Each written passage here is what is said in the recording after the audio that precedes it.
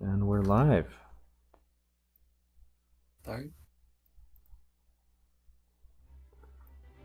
Yep, we're live. Hello, welcome to the weekly Gundam Gquuuuuux discussion. Today we are discussing episode 5. I am Nico Bain, and this is I'm Ukrainian Zagak. the one and only. Oh my goodness. You may all know for drawing the bad drawings in Nico's cartoons. Sometimes, even the good ones. We watched today's episode. Machu's sexual conquest continues. But most importantly, clan battle bros continue to win over the Gquuuuuux war clan. It really does.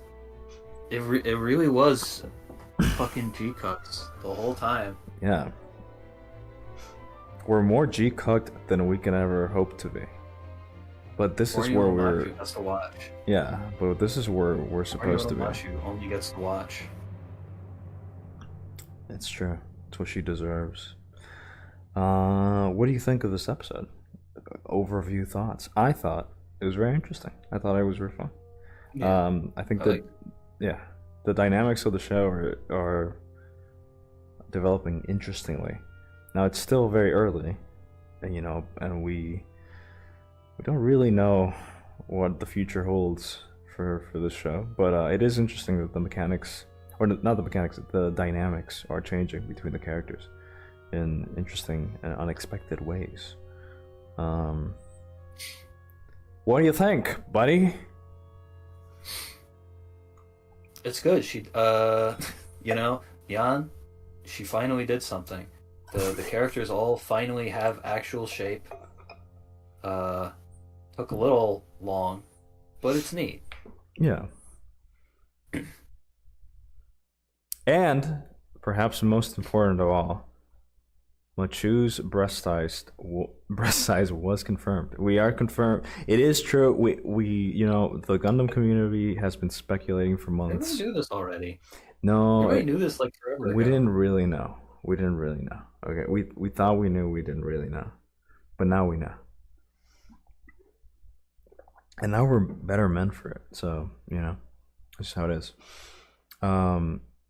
This was a weird, horny episode. Yeah. It's I think it's basically in keeping with Gundam generally because I think that like a theme of Gundam that goes under recognized a lot of the time is that the robots are clothes. They're called mobile suits, and most of the time, if somebody's wearing something, there's at least a little bit of meaning to them wearing it. There's a degree to which piloting a mobile suit is essential to someone's identity, and wearing like a military uniform is essential to their identity, or wearing civilian clothes is essential to their identity. All that kind of stuff. It informs who they are and how they're able to live in society. And so having an episode that's like just kind of fucking packed with nudity and the perfect image showed up on screen as you said it's that. interesting. I think it's a good choice. Yeah, to start the infinite comparison to Tomino Gundam shows, I think that is sexual tension is always something that you see in Tomino's shows. Not even just Gundam, just all of them. And you also see it in both Hideaki Anno and Kazuya Tsurumaki's shows. Mostly for Fully Cooley on Kazuya Tsurumaki's part, and I guess Diablos did too. Yeah, this felt a lot more similar to Furikuri compared to like Eva. I have more to say about this, but I feel like the depiction of sexuality is probably, I don't know, I'm of multiple minds about it, but I feel like Eva's depiction of sexuality is like more in line with Gundam's or Tomino's. I kind of disagree. I think Eva has like a weird Well, I mean, it's not mostly the the same, but show. it's The like the show's like weirdly this is like repressed. extremely basically just fully cooleyisms for the Yeah, yeah, it has a lot of depiction fooly Um, of arousal. the scene of them getting naked in the Gundam is a little weird. It felt like Yeah, it felt not real, but yeah, that's I guess it's in it's line with fooly cooly. true. I mean, it to me it kind of oscillated back and forth in some respects. I think the like sitting around naked and then showing somebody like this person that you're sitting naked with, or not naked, but like basically naked, showing them some shit on your phone. There was like a weird observedness to it, I thought. I don't know if I'm incorrect in We should probably thinking that that was the case, we though. should probably before we keep going, we should probably wrap up what the episode was about. Basically, uh, Michiu and Nya kind of start fighting over the main boy, which is kind of Yeah, weird. I didn't get the impression that Nya was like sexually attracted or like attracted at all to I think that she Shuji. isn't. Hey, are you still Yuri pilled after this? No, I'm I'm of the opinion that um Machu is just going to lose in life, basically. She's going to chase after Shuji, and he shows no interest in her or Nyan, and Yeah, that will be Shuji the end is of it. is very obviously not interested in either of them. Um, Yeah, and it's I this. Sorry if you have like more shit you want to summarize to like wrap up no, the basic basically that what happened in the happens episode. and shenanigans ensues, and Neon ends up having to pilot the Gundam. She seems to not have any new type inclinations, but it's surprise, surprise, everybody in the show that's under the age of I was gonna say 30, but then I realized Shara Bull or whatever his name is, Bull is like old as Shut fuck. up. Um, Yeah. but yeah, all the main characters are new types. Basically, it's the reveal of this episode. But it seems to be the case that Nyan is leaning into some sort of violent aspects of new type, which is I thought it was an interesting sort of callback to. First of all, I don't think they're using new types the way the original series used new types. It's more in line with like it's actually not more in line with Zeta or Double Zeta either, because Zeta and Double Zeta just becomes magic. But it's somewhere in between. And I think it may change depending on how it develops because if you're saying like in Zeta it's just magic, it usually isn't, but there are true, like true. individual moments and like Maybe I'm thinking of the if end. Yeah, anything, this episode is implying that that could happen because um Jan is like talking about bending reality to her whim. sure. Yeah, yeah. I'm probably thinking of the end of both of those series actually. But yeah, throughout the most of it, it probably is just the case I that mean like new there's types like are a respected. couple really weird examples like in like episode 14 or some shit of Zeta, Camille just like magically has more ammunition in an empty gun. That's Super fucking weird. I mean, spoilers for Zeta, which you should all watch because it's an amazing show. And Double My Zeta. opinion of the show It is gets very heavily pretty. informed by Zeta. You should What happened? you should watch Zeta. Yeah, I feel ends Double Zeta. I feel like a lot of what this show is going for is like with Zeta in mind. Yeah, I didn't realize it. We talked about it. I think it was after one of the streams. There is a lot more Zetaisms than I thought. I thought this was going to be mostly riffing off the original show, but no, that a lot of Zeta parallels keep popping up, Yeah. which makes sense because like timeline wise, this is essentially just like the same, basically Yeah. the same time. You end the war essentially. Shar disappears to some extent, and now you have this like show that revolves around the mystery of like what happened to Shar, like what's going on like afterwards. Now that like the leading, winning side of the army or side of the war won, how are they ruling and stuff like that. So no, you're basically And having related to that, I feel like Zeta is like this may technically be a bit of a mystery, but like Zeta is like written in a way that's like very heavily under the influence of the Cold War because that's just when it was written. And to that end, the warfare that's presented in it is like it's similar to that. It's um like barely a couple notches above like a handful of mercenary groups basically trying to tear the entire planet apart. Um and relatedly, Tsurumaki has said that he's like trying to make this or like the show has been written with like Cold War parallels in mind, like that kind of atmosphere. Yeah, I could, If that makes sense at all. I Like can kind of see this that. sense that like this there's this great tension released, but society is like still sort of reeling from it.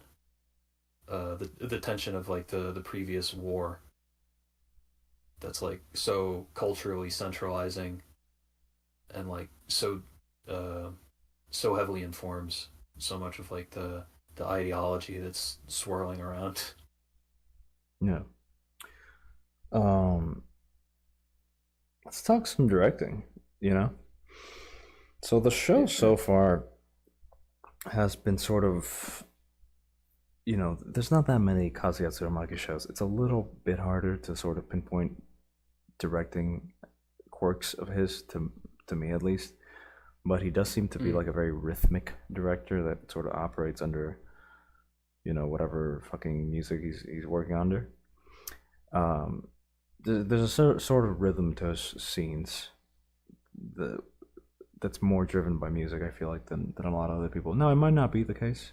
It might be that like the storyboards and keys and stuff like that, and like general directing isn't done with like the music in mind, and all that is like added afterwards. But I do feel like there's a stronger musical sense in his stuff than what you see in like Ano's or even Tomino's stuff. Even though Tomino does do some general like guiding with some musical stuff. Yeah, Uh, I rewatched like a little bit of Zeta before this just to like refresh on it for myself, yeah, particularly for like directing choices. Um, Probably not. It's not the case in every Tomino anime, but in Zeta, um, the music is sort of used like a fucking sledgehammer. It's just like absolutely blaring on top of a scene, would you say which it's I don't like mind, but so? it's so like a little it's very like limp like TV anime um with a real fucking schedule. yeah, I'd say I would say the way I remember Tomino or I think of Tomino using music, it's more like drama esque. Music is there to pinpoint Mm. emotions. Ano is like particularly weird about this. He sort of takes like a more um, you know, patient film approach. He will just like lean into like silences and weird shit. Obviously, especially in Ava, like Ava's kind of famous for long, kind of quiet scenes that are meant to be uncomfortable. Maybe not so much the prequels. No, not the prequels. I'm sorry. The Thank you. the remakes. Now everyone knows that we're functionally just talking about um, What fucking. what were they thinking? We're talking about Star Wars sequels in a certain sense. What were they thinking? Shit. They added Machu's fucking getting naked? What the heck? Um, My true shut down in the cuck locker only gets to watch on the phone. true. Um, yeah, but the sort of like music video rhythmicness of Tsurumaki stuff, I feel like it has been present here. Obviously, not as much as Fully Cooley because like Fully Cooley is like its soundtrack is like really iconic, so like it's just really easy to notice, and like I kind of can't separate myself from understanding that the soundtrack is really important. But like the soundtrack in this is really like it's an interesting note. It's an interesting uh you know asterisk and point of focus every single scene. Um, Shit, I forgot to tweet that we're doing this. Can you? whatever. Sorry, continue. Bob Dole says Machu gets cooked in real time. Uh, It's and true. then Dr. Ito says, Horny little Machu only gets to watch. I liked muscle, and then says Machu. But I kind of find the first one funnier. Um, I mentioned this before, but like I do feel like um the way a lot of this is set up, you know, thinking about it. So I'm gonna talk about the locker scene basically, which is what I said before. Yeah. Um, Fooly Cooley kind of gets away with a lot of setting up B plots because it's kind of weird. It's kind of like a weird show that's kind of like hard to get your footing on. Like stuff just kind of happens, and like the Mm. time and place and meaning feels like really odd. But in this episode, Machu gets put in a locker uh, with some older man who's about to do unspeakable things to her. No, who's trying to interrogate her because he thinks she stole the Gundam, which she did. And he opens up his phone to show like the clan battle in real time, with the intention that when Machu, uh, when the Gundam fails to show up in the clan battle, he'll essentially have proof that Machu is the pilot, and he'll just take her in or something. Um, the tension of the scene is this guy essentially interrogating Machu, which has been sort of set up for like the last 5 episodes, right? Like this dude has been there from the start, and he's kind of like an important character, even though he doesn't really do anything, Yeah. because he's like the original pilot of the Machu's Gundam. Um, so this should be like a very tense scene, but it's sort of broken up weirdly because we get the Nyan B plot of Nyan going up to the Gundam and sneaking in and driving Mm. it. Um, but I do feel like that scene is kind of broken weirdly, and yeah, I can't help but think like maybe other scenes were broken weirdly in a similar sense in Fully Cooley, but I guess like it made more sense or like it felt better because Fully Cooley is such an odd little narrative. Like the narrative isn't as easy to follow as this like simple sort of teens doing riding big robots and you know Yeah. hiding from the cops in this particular scene, like stuff like if you give me like a scene of like Haruko or Mamimi like smoking cigarettes and doing some weird fucking shit and talking weird nonsense while she like sets up Kaji, or Kanji is the robot. Yeah, Kaji. Or Um, sorry, Kanti. yeah, Kanti with like weird like flares and shit. Like things are weird and like hard to follow, but like in this show, it's a little easier to follow, which is interesting. I do think it sort of suffers from maybe being a little too. I mean, this is like the complaint we've had all this time. It's like it feels a little too in brand, a bit too formulaic in some ways. Like it's sort of treading ground. Um, but I guess it is a Gundam product at the end of the day. Like we can't really help ourselves from understanding what the fuck is going on basically all the time, I especially if you're a fan. I I agree with you like a little bit, but the thing about that scene is that I think that the idea is that it like presents the tension, um, and then subverts it, but not, or how to put it exactly. The thing, well, he pulls it up on his phone, and it's revealed that like the Gquuuuuux is still out there, but piloted by Nyan, and then he takes note of her reaction to that, which is to then be shocked by it after feigning ignorance and disinterest in clan battles. So Sure. I think the implication is basically that like Ixabe, the dude, now knows that she's like obviously like associated with it, but doesn't have concrete proof. So it's really just like it's it's presenting the tension of the scene initially, I but definitely don't then think it works. sort of returning to status quo a It little bit. and maybe I'm asking for too much, right? Like maybe I'm asking for stuff that I know that like Tomino is basically like the standard of like upper quality that we're measuring this entire show with. I don't even think necessarily Tomino would do something like that, right? Like stopping himself from breaking up a scene, so it's like Yeah. it's perfectly crystal clear what is happening in the plot for the purpose of like elevating tension. I actually don't know if he would do something like that. Because Tomino's very clear of like what is happening through his stories. He doesn't really hide things from the audience. But Mm. I definitely do feel Or like in this scene what are it you would have talking helped. about? That's or I mean, he doesn't like. I don't know if he hides stuff, but like is deliberately He's obtuse. he deliberately like doesn't say a lot Yeah, of he the doesn't time. say a lot of things, but like, so if Tomino was making the show, I don't know if he would not show Nyan going into the Gundam. I feel like he would have.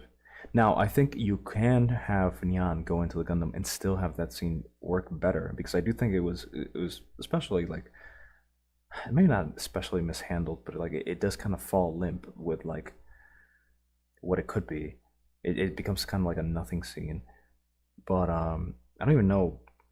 I don't think Tomino would have been able to like not do that. But I also have to wonder like is that just like a limitation of like TV anime? Like, can you not like allow yourself to like not explain things that should be explained for the sake of like dramatic tension and building up and I stuff like that? The I don't thing know. about this show in general, on like an exposition level, on an acting level, just in terms of like how like any character talks, the show is like so much more external and so much more interested in explaining than Tomino is. And like we were talking about the scene in the locker, which is a good example, which of basically every time Machu thinks anything, her face like screams that she's thinking that exact thing. We go back to the Powerpuff Girl Um, uh, point. She's just yeah, this like or cartoon the Powerpuff scene Girl. where they're laying on top of the robot and getting naked. She sees Shuji's fucking side boob, and her eyes dart around in a million different directions. Which is not Um, unlike something Tomino has done, right? Like we've had plenty of examples of like the Camille thing or is that it's like weird. It's like weirdly curt and a little subtle. yeah. Tomino makes Um, it makes it like very subtle when like Camille is like it's I don't know, look at it like up. it might partly just be that it's like never a close up, or True, that might that be the a thing. characters' facial expressions don't change, even though you can tell what they're thinking. Like, Yeah. there's a scene, there's a scene in good old Zeta Gundam where Mirai walks up to Beltorchka, um, and tells Beltorchka, or basically just like starts talking to Beltorchka about Amuro and how she needs to take things slower with him, and then she, um, with functionally no emphasis, picks Amuro's hair off of her shoulder. It's like the individual hairs are not even visible. It's like a medium shot. Um, Yeah. it's quite a far shot to have her pick up her hair, indicating that she that like Beltorchka is being too obvious about how often she's fucking Amuro. Hell yeah. It's like to me that's like a real subtlety that this generally lacks. Yeah, that does kind of it's the debate at the heart of any comparison between something like Tomino and something new like this. It is the ancient debate over like older, sort of more classical film technique or film directing and like more classical staging versus like this more modern, you know, close up focused, more modern Yeah, TV sort of perspective. Um,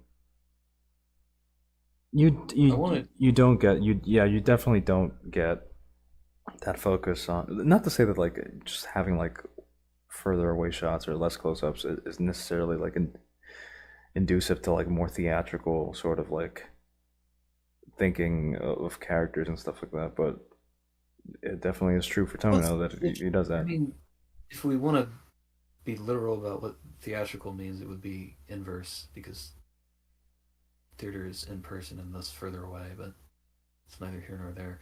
I get what you mean, like more melodramatic. More like Um, theatrical staging is what essentially, like a staging that like since you can see the characters more, it sort of like it incentivizes more like physical acting and like more little things like that. Again, like it's not even necessarily like it being cartoony because like you get like what the scene of like Camille seeing like Fa in her towel basically, and it's like the famous we use it all the time. This like reaction yeah, image of like Camille looking down like to get like a peek of Fa's nipple. It's essentially the scene that happened with Shuji and Machu, but yeah. it is kind of like a farther away shot. There's also like it's not the focus of the shot. Like things are It's happening. It's just you also get to like have this little like another moment thing of is that Tomino will have a Camille. scene like that where like someone looks at someone's tit and gets slapped, and then they'll just say something like it didn't even happen, which I think is like really true to life. And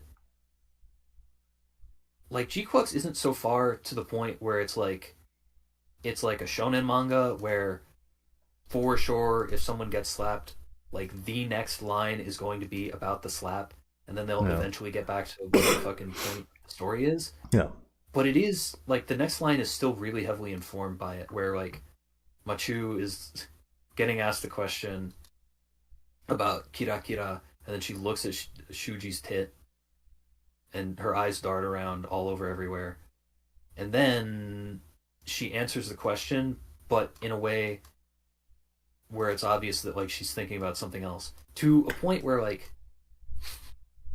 it's almost assisting people that don't watch things with their eyes, if that makes sense. Bob Dole says also modern audiences need everything in your face to be entertaining. So I don't want to I don't want to be misunderstood here. I don't think it's necessarily better to always have a classical approach to stuff. It is, and again, it's measuring like what is better. It's like insane, right? Like, or it's like it's subjective, whatever, blah blah.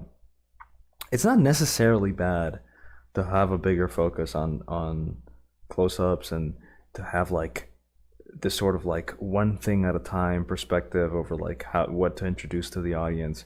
I mean, in some ways, that is also my complaint about the locker scene, right? It's that they couldn't just leave me with Machu and this guy in this locker and like keep me in this place and moment. You have Mm-hmm. to also like explain to me like, okay, so Nyan is not here. She will go back to the base. She will get into the Gundam. Or like, even if you didn't get that, you could probably like assume like, okay, someone is in the Gundam. Nyan is not here. She could have just gone back, Well, right? And and, I and figure that I mean, out. I don't think it's like a super vital scene, but I will give credit to her wearing Machu's clothes, which is like, I don't know, that's the theme of the episode is like Yeah, clothing. it's clothes. It's always been all about clothes. Um, and I guess to that end, the idea is that like Machu feels special because of like the identity that she assumes, She dons and Yan challenges that by just wearing the clothes and like and driving the Gundam. proving that, yeah, proving that like it's just the clothes in a certain respect. Yeah. Um. So back to what I was saying. Um. Yeah, It's not necessarily better. I can appreciate these things. Um. And it might be some might call it taste, some might call it snobbishness, some might think it's unnecessary. Um. It probably is the case that most people prefer the simpler approach, the simpler like moment to moment digestible approach. Uh, it probably is the case that a lot of people would get lost if things aren't explained. But it is interesting. I guess like to me, I would prefer some sort of balance between the two, or some sort of leaning towards like the theatrical. That's why we always compare shit to Tomino. But basically, don't I don't think it's like a modern audiences need everything in their face because they're stupid or something like that. I yeah, think that like it is a genuine and it's an acceptable approach. It works well. Like you could say that Furikuri essentially operates this way too, and like I love Furikuri. It's an amazing show. I don't think Furikuri is necessarily like theatrical in ways that that this isn't. But yeah, directly. Comprehend asks, are there still clan battles? There are There are. we fucking keep winning. We don't lose, clan chads. uh, yeah. Anyway, and they will continue. They will keep going. You know, and you know they'll only get better. There wasn't really any much mechanical. We were talking about the mechanics of the clan battle last time, which I thought was interesting. This time was it was kind of to the side more. I guess these guys were like attacking both at the same time. They were sort of like aiming to kill a little more, and they were Yeah. going after Neon. Well, that was the case in the last one. It's I Well, it's different because you have basically like the think that they did you, they did the clan battle, like the actual clan battle concept once, and then they just threw it out and said like, okay, everybody has to try, like, be earnestly really trying to kill each other. which is fair. I actually don't think it's as important as you seem to think. Um, I think we could easily see like a clan battle that's not to the death as much. So um, you know they keep iterating on it, so which is good because they seem to understand that like yeah the mechanics are important. So last time we had the killer and then the sort of like stopper essentially. We had the one driver that was aiming to kill, and then we had the one driver that was aiming to like slow the other driver down, right? Like that's a strategy in a sense. Mhm. And now we have like the two guys after one, like kind of separate and kill separately. Um, so they are iterating on it, even if it is very simple. I don't think I think very highly of like the electrocuting cables. They're whatever, right? Um, but Yeah. you know, clan battles It's kind of stay like winning. I think we still got some clan battles in us, so we it's keep kind winning. of a Tomino doesn't like Tom, Tomino's brand of fucking certain things need to happen in this fight dramatically filler. You know, it's What do you it's mean? kind of a tool that Tomino uses in Zeta, and I suppose also Ideon, to just like kind of stretch shit out. Not even just stretch shit, but just like put characters into positions that they need to be in order for like a dramatic event to occur. Oh, Doctor Et asked, how does this series compare to Die Buster so far? Um, it's very different, I would say. I kind of, if you like Kazuya Zudamaki, obviously you should watch both, but I would consider these pretty different. Uh, Fighting guys is so cooked. He hates Comprehend hates clan battles. I guess you know These guys, the man can't appreciate a good clan battle between pals. But that's just how he is, I guess.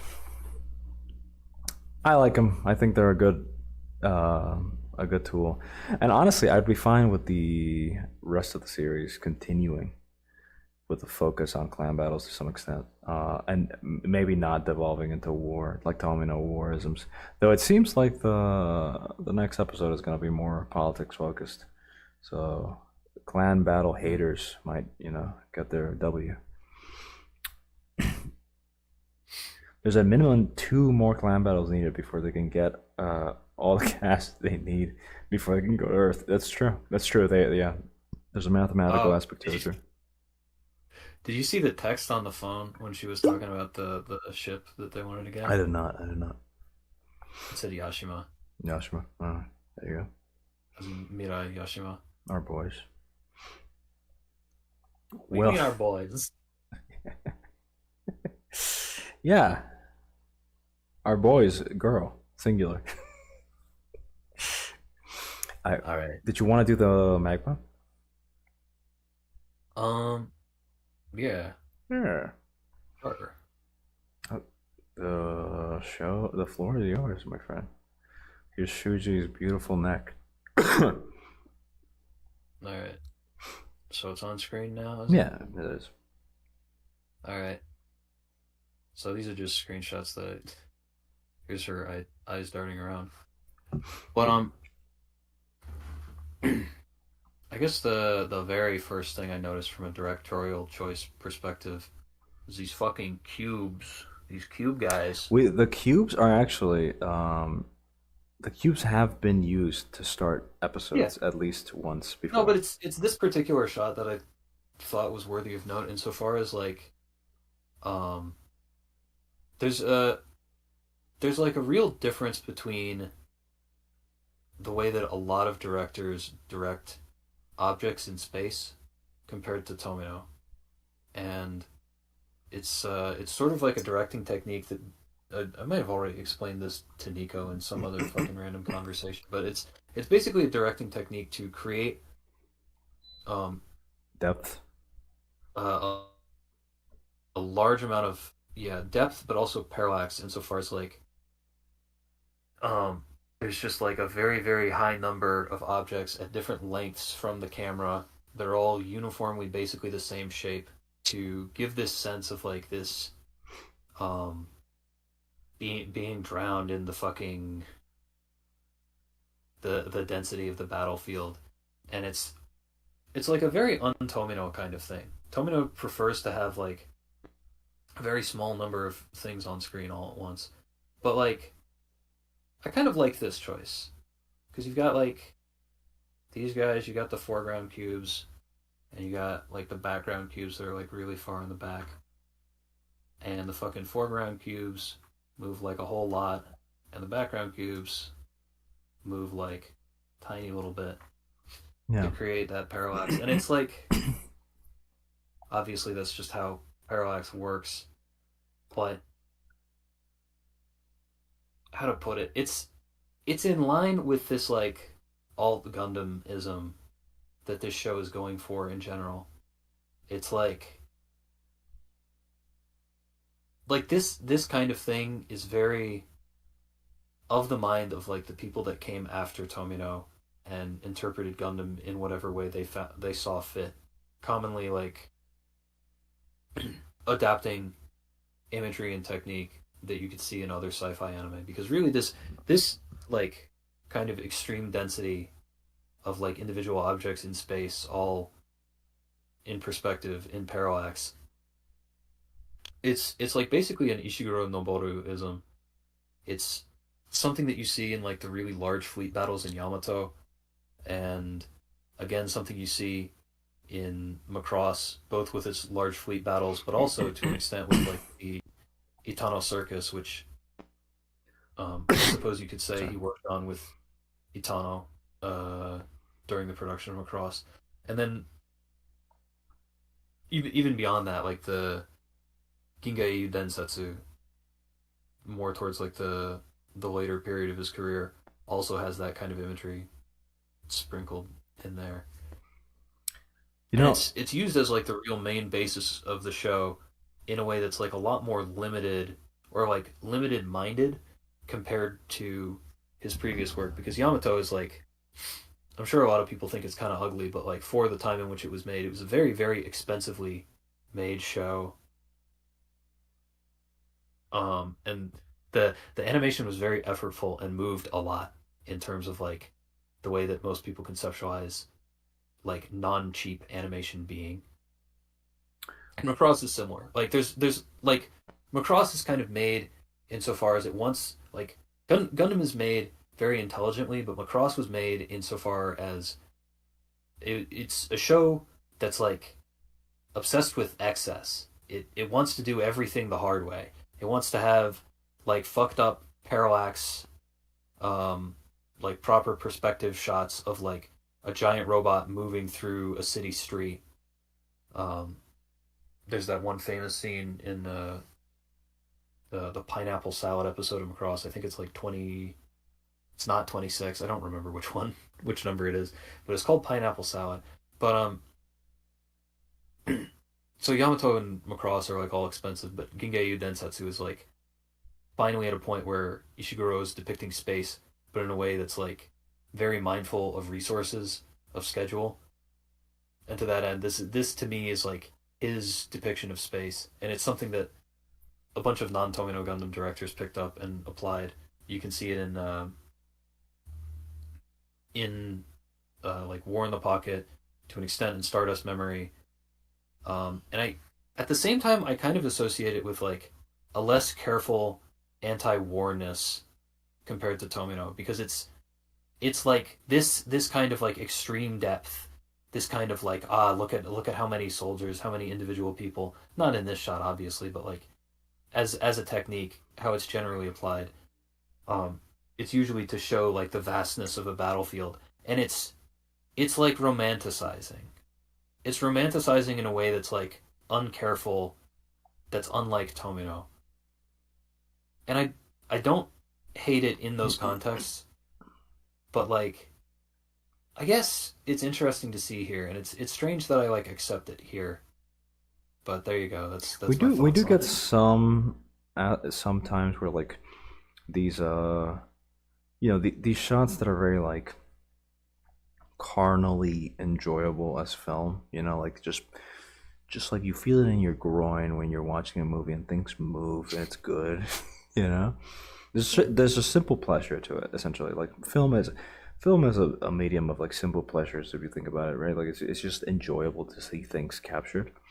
um and it is true that like just having things that move elegantly and satisfactorily is sort of enough. I do think we have had a couple of like shots like this where you can see like the just like the sheer size of like the colony, and you see these like Zaku working around or something, which is like you see it also in Tomino. I mean, you could argue it's like the first thing you see in Gundam ever is like the Zaku, you know, getting closer to the space colony in the original show.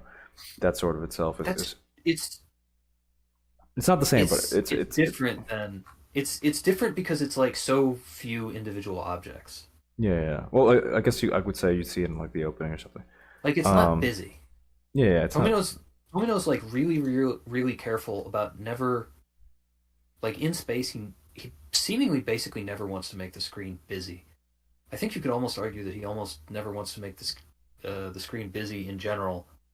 Um, I mean, maybe you could say he does it with nature, but he doesn't do nature that much. But I feel like either way, sometimes with crowds you see it. Um, some turn A stuff is coming to mind, but I guess I can't really explain those. Sorry. lol. Um, No, that's fine. I do wish that we sort of saw more shots like this where you get that simple filmic sort of enjoyment out of things moving from scenes with characters. Like, you know, one of my favorite aspects of the later Tomino shows, especially like Victory comes to mind, is how things like this, just like simple movement that's like visually enjoyable in like a filmic sense. You could argue that's you correct me if I'm wrong. Like you could argue it operates as like blocking in some ways, like the basic filmic technique of blocking. Um, you get it with like characters because it's space, so it's like zero gravity. You get it with like specific robots, so the way robots enter scenes, the way they sort of operate in like space. Space is just like a really interesting place to. Yeah, I was gonna say to film something, but like I guess also to just have like a film, because again that simple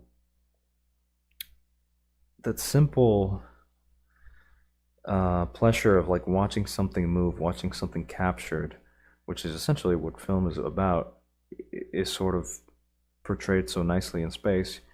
Um, I guess I don't know if I'm making sense. Yeah, what's the film about the uncle that is the killer that you made me watch?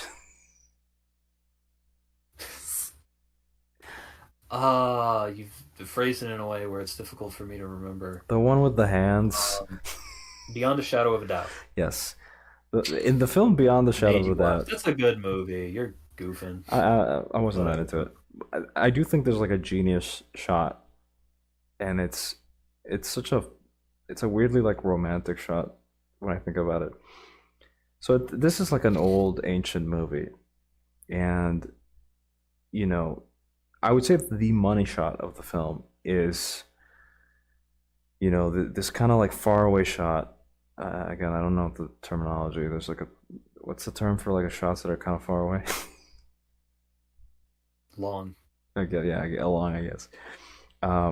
And it's just like this boy watching a train show up, and like in that moment, you realize like these dudes were just had a camera and they were like, we should just capture shit that's cool. But like you couldn't make a movie today where you just capture a train because everybody would be like, this is fucking boring. Who gives a fuck? You know? Like we've sort of entered a world in film where simple capturing of things is not at least it's not perceived as exciting, but it is, right? And in some ways where you talk about like this use of these It like has to be like space items. indestructible from a position of like judgment as literature in a way, which is weird. What do you mean actually? What do you mean before I go on? I mean, there's not any like artistically there's like an arc and a texture and a an enjoyment uh, and like a choice and perhaps an intent to watching a train. But if you break it down But and it's not think about it in the literary, way that is you what would you think mean. about a book, you would say, what is the point of this? But This doesn't which like is funny, serve the narrative per because se. like part of the joy of reading is that it's prose, right? Yeah. In a way, that aspect of a film, the simple capturing is the prose of film, right? So when you're watching Victory Gundam and Uso fucking floats downwards when he's talking to Marbet, that you're watching prose in a way. You're watching this Yeah. like there's a simple enjoyment to it. It's like, oh my god, yes, I love film. Um, and I guess what I was blabbering all this about is that I wish they used it more in the show with like actual scenes between characters and not just for establishing shots because it's space. I get that most of the show happens inside the colony. You do, and you do get some like shots of like, so I think like Machu sunbathing. I don't think they focused on it as much as I would like, but I think Machu sunbathing while you could see kind of like the axis of the colony. It's just like that is the setting of Gundam. It's been done before, but it's a beautiful image. It's evocative. Like it's got to stick in my mind of the idea of this like girl sunbathing in a colony where you can see the fucking rotation of the colony because it's gigantic. These things are enjoyable, and I wish that they played with that in a more like in a more simple way. It's not even that hard. You just have to like fucking tween shit around, like slightly move things, and it feels good. You were talking about this in one of the earlier episodes where like there's like a shot people liked a lot, which was the one where you see the buildings and they're looking down at the. It's the perspective of like looking up in a colony at a ship that's Mhm. riding backwards, so it looks like you're looking down, and there's like birds and shit. It's one of Yeah. the first episodes. That's good. Don't just do it for establishing shots. It's interesting, Yeah. you know. It's just like visually Yeah. interesting, and I feel like you don't really get that with the show. And again, I guess it ties back to what Bob Dole was saying I about mean, could it be said that stuff. the I mean, it's a scene that stuck out to me, and it stuck out to you for its lack of reality. The scene where they're fucking they're getting naked on top of the robot. I Yeah, think that feels silly. I think on top of the robot is like an interesting environmental choice. It Yeah, yeah, makes yeah, them yeah. I would contort their agree. I would body in a agree. weird way, I would having agree them look up at the ceiling at all of these paintings, which Shuji was only able to paint, because of the or robot. yeah, That was because of interesting. the The height of the idea that like, robot. oh, he walks in the robot, and they're like, I guess he was painting. And it's like, oh, he paints in the robot. That's an Yeah. interesting. Uh, yeah, I did like the idea that like Shuji walks in on the robot, presumably from space, because that's where he does graffiti and stuff. Um, and then he's laying there for a while before they kind of explain to you that like the robot is cold because space is cold. That's a fun detail. Hmm. Now, it probably wouldn't work that way because of It's cold. It probably wouldn't work that way because of radiation. But radiation, Right. the anti sci-fi juice that makes all the cool ideas in sci-fi not as cool. Um, yeah, that was a fun detail. I thought it was I fun. It makes you like think. It makes you like imagine things, and it's like, oh, I I don't guess know the if this robot is would be cool. entirely like a valid observation, but I also think that like the openness of the space, um, where Shuji hides out, compared to like the confinedness of the space where Machu has to be in the locker for like the. It's like an interesting. I I I wonder to what degree it may have been a deliberate intention to sort of have the beginning half of the episode feel wide open, and then have the second half of the episode feel um, entrapped. I guess it's I don't know. I guess it's good. I guess it's at the same time also just literally what's happening in the narrative. But I don't know.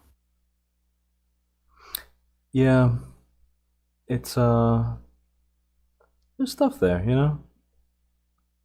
Hmm, There's no rules for film.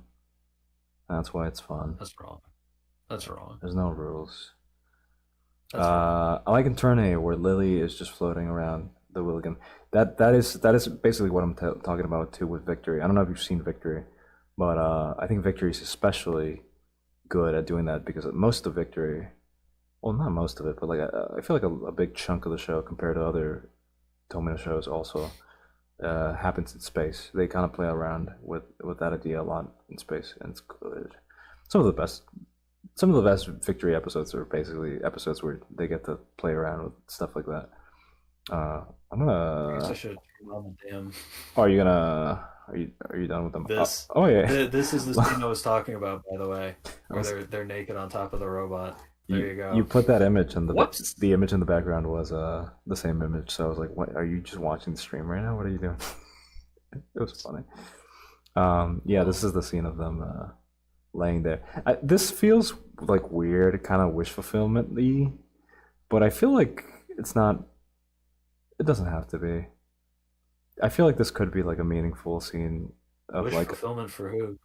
for Just kidding. me. Idea. Um, I feel like this could be kind of like a fun, sort of like true, I mean, I guess like exploration the of like basic interpretation of teen the love. criteria that it's going off of is like really, really, really, really, really leaning into the sexual interpretation of it. And Shuji's just like, I don't give a fuck, bro. I just like my robot. It's true. I feel like this in like if you I was watching like a French movie and this So happened, I'd like be like, oh yes, since it's some kind of sexual thing, like new type is like like basically completely equated to sexuality. I guess it tracks that like Shuji is like half naked and he's talking about new type theory, and uh Yan wants to understand new type theory, so she starts taking her clothes off, and like Machu understands it already, but is like sort of misinterpreting it, and so she takes her clothes off too. It's I don't know. Like I don't know. I don't know. It's weird. It is weird and very unreal, but like new type shit is supposed to sort of be like that, but this is also just I don't know.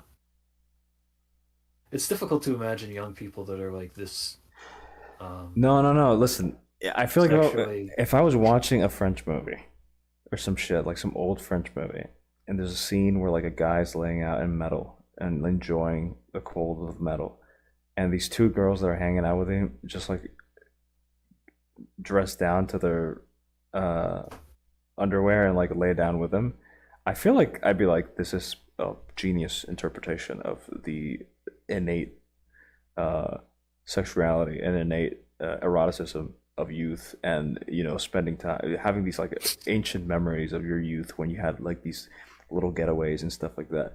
I feel like Shuji not giving a flying fuck about it at all kind of makes this like a weird otaku perspective where it's like Mhm. Shuji's not a human being. What do you like? He's not. He wouldn't even fuck these girls if they asked him. Because he's not. He's not a real dude. He's a fucking anime guy. His dick is in the robot in that moment. Yeah, his dick is in the robot right now. He's not thinking about it. But I feel like I don't know. I guess like we'll see. I don't feel like he needs to be this asexual. But I mean, especially in Gundam, where, like a series about Gundam, where like you get like curveball sexuality of like each character every single fucking couple scenes. You're just like, what, Marver wants to fuck who? And it's just like, yeah, dude. And it's just like, oh hell yeah. Um, Char's fucking who in in the base? All right, dude.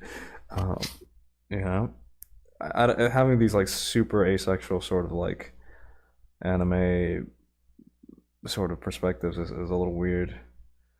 Um, get a little horny, Susie. Come on, dude. We're all waiting. Uh, I'm not sure if I'm supposed to be getting the team and emotional vibe or getting more into Shuji's obsession. I feel like this is not a moment of obsession for Shuji. It's a moment of relaxation. He is obsessed with it though, but it's again, it's kind of otaku Well, the joke perspective. is also that he's been sick. He I is don't he know. is getting sick. Yeah, that is true. It does. I mean, I thought the idea was like he just did it for so long that he actually just got sick. Uh, No, he has a fever. Like he comes out super sweaty, so he has a fever, so he lies down because he likes that it's cold well, I thought because I did wonder horribly why is sick. he so hot? I thought the idea was like he was painting so hard, bro. He's just painting really hard. But I guess it makes sense that he would be like. Here's the thing, though. As somebody who Nico sees wait, fucking no, sees cinema a sins. pornography made basically for women and asks no questions. Listen, a cinema sins moment. As somebody who has recently recovered from a very high, horrible fever, the last thing you want to do is fucking get close to something cold. You will feel cold from everything. You will be covered in blankies all day, and you will be like, I am freezing to death. In beautiful Caribbean sun, uh, unrealistic. Also, at some point, they have like an outside shot of some spaceships, and there's like truck horns, and the Why sound don't you post that implicate. screenshot? What? Why don't you post that screenshot? Which one? Sorry, go ahead. The And traffic you, one? I don't have it. I didn't save the screenshots that way. Uh, yeah, the cinema sense ding ding ding ding ding, that you can't have sound in space, so you can't have the dudes in the fucking traffic in space honk at each other. ding ding. This bitch didn't pay attention. Minovsky particles. Yeah, they basically just make space like soup. No, I know It's Minovsky just been particles. like Do Minovsky particles create the possibility of sound? I don't think that.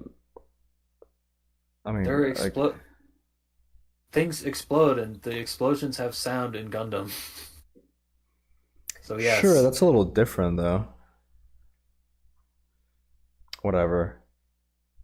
Okay, well Why as couldn't they just use okay, like as a horns really instead of more those specific stupid concrete cables? example, in the first episode of First Gundam, Amuro mentions that he's familiar with what asteroids impacting the colony sound like when he's hearing the Zaku gunshots outside.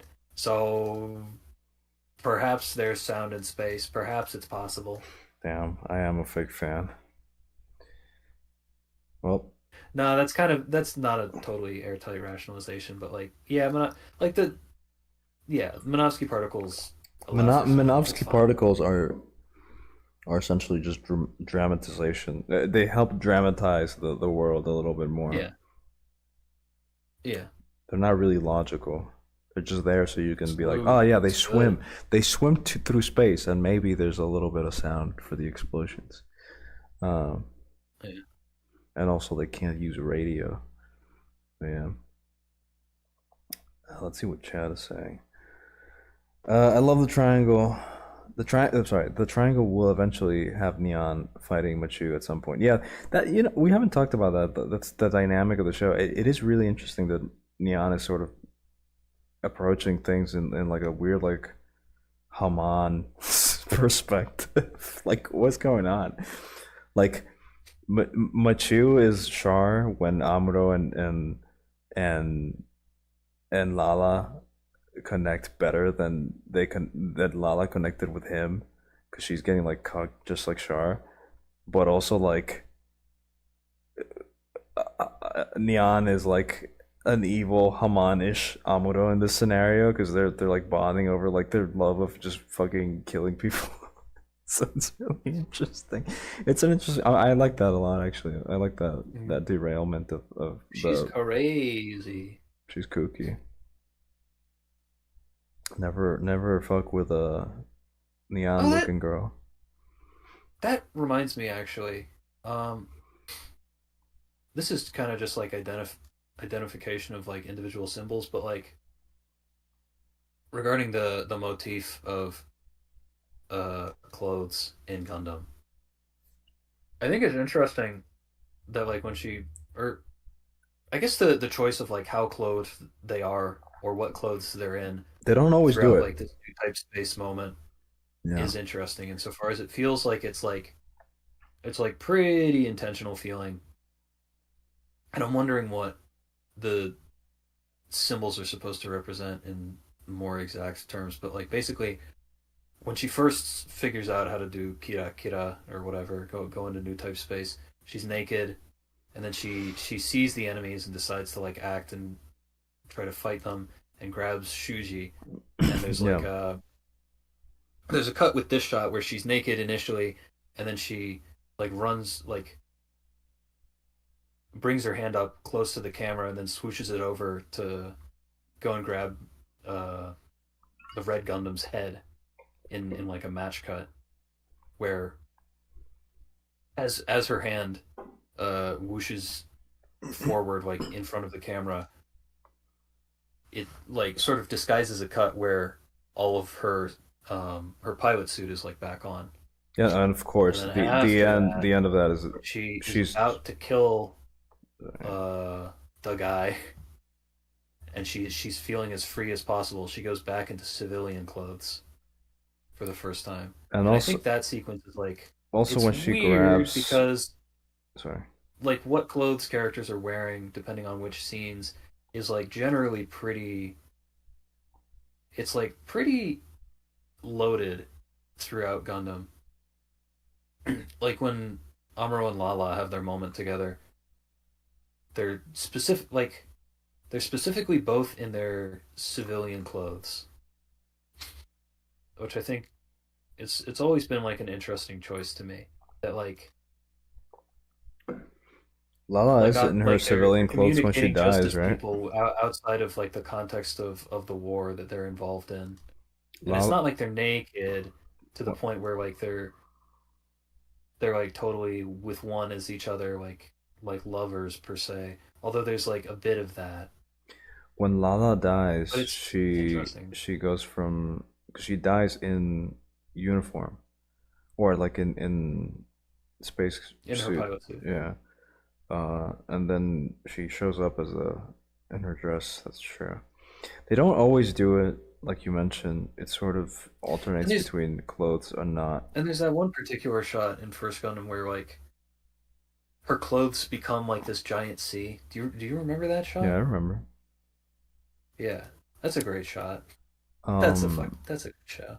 the this is this is interesting. I didn't notice I didn't notice she was naked at first. Ha, because of course I did. Um, I didn't notice that when she like passed the hand through the camera, she gained some clothes. But it is interesting. I mean, it's not that interesting. It's just again like the thematic of like mobile suits are clothes. Because like when she reaches Yeah. back for Shuji, she's just the Gundam, and it's the first time we've seen this like new type space, uh, where there's just the Gundams themselves. Actually, I don't think we've ever seen. We've never had new type like Kira Kira space necessarily. We've had new type space Well, in some ways, but it's it's sort of the more depiction of it abstracted. is like deliberately similar overall in First Gundam. Yeah, it's a bit more abstracted, and it's definitely Like used more the red, sparingly. blue, and yellow, like the pale red, blue, and Yeah, yeah, yellow yeah. light passing across. I got it. Um, it's definitely used more sparingly in other Tomino and Gundam shows we've watched, because this is just like every episode you get like five Kira Kira scenes. Um, Yeah, probably so five. I wonder if I feel like the new type stuff was always relegated to like humans, and I feel like you never saw like the human in the new type moment being represented by their Gundam. That feels new, but maybe I'm wrong. I don't know. Hmm. Trying to. I don't think they're gonna like pull Hmm. out some 4D amazing chess just because of that though. Yeah, I feel it's just a result of them using it is. It is an the new interesting type thing to shit. notice. Yeah, I think it's just a I, result of them using the new type shit so much. Like at some point, something like this had to happen where like you were gonna use the new type thing, and you were yeah. gonna have to like integrate the robots into the scene if it's just like so prominent. Whereas like before, you could have like a new type scene, but since they were so rare, it made sense to go like from like I don't know, Camille is having like a new typism or judo, and then you zoom out to like the outside of the cockpit, and like now you're seeing the robot, and then you're seeing like how the new type energy like transcends into some sort of weapon or some sort of attack. But I think it gets borderline in like Zeta. Like there's the scene of like the souls entering the body of the Zeta in like one of the very last episodes where it's like functionally the background fades away, yeah, yeah, but it's it might not. not It's it might not be the case. I do feel like I mean it being so quick. it's strange that this series makes attention to like the details of like the exact specifics of like how this stuff is depicted. It becomes like more important in a way, whereas in a lot of the time for Tomino anime, I feel like it's like at once like the internal logic is like more like it's more feeling based, but it's also strangely feels more logical in some respects. It's I don't know how exactly that works though. That's the Tomino one. Yeah, Yeah. Well, we'll just have to it's pretty see. similar.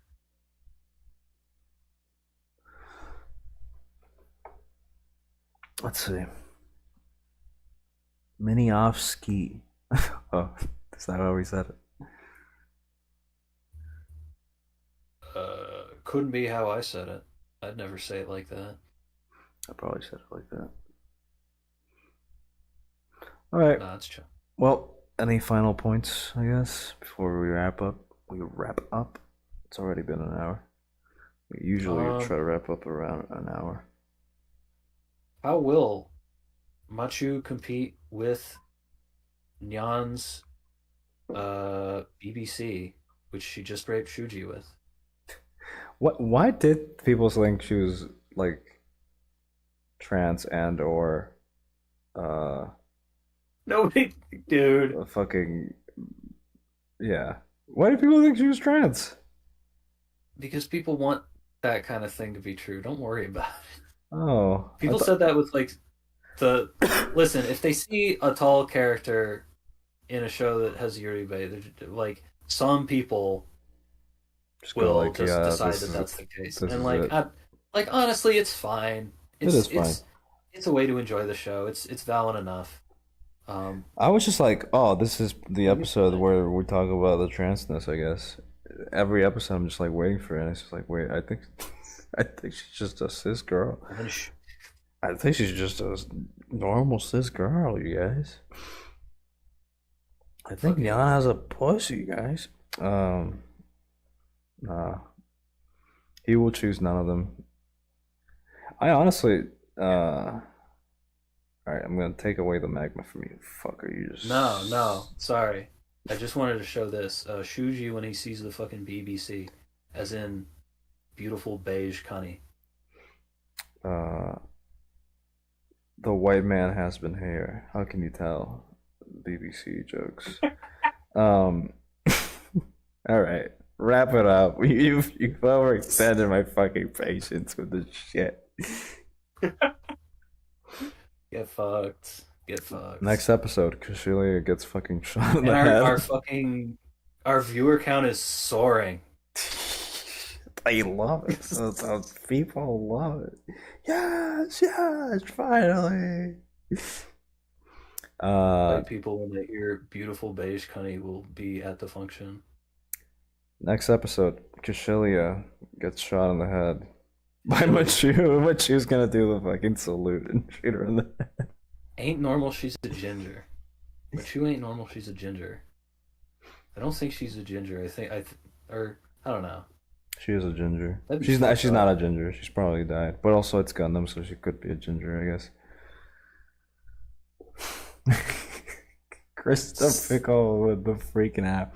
Shuji on the couch. Multiple neon behind the couch. True. Well, it's been a pleasure. Thank you for joining us. We will see you next week with more BBC porn jokes and other great things, surely. Say your final words.